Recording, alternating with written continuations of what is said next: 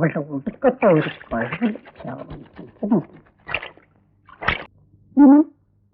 എനിക്കൊരു അബദ്ധം പറ്റി. അമ്മ എന്റെ ബ്ലൗസുകൾ നനച്ചിടുമ്പോ ഞാനിതെല്ലാം കൂടെ കൊണ്ടുവന്ന് അമ്മയുടെ മുമ്പിലിട്ട് കൊടുത്തു. എന്നിട്ട്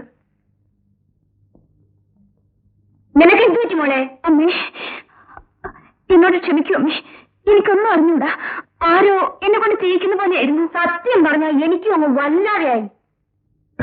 ഇവളുടെ വീട്ടിൽ വേലക്കാരികളുണ്ടായിരുന്നല്ലോ, ആ ഓർമ്മയിൽ ചെയ്തതായിരിക്കും. ചിലപ്പോ അങ്ങനെയായിരിക്കും.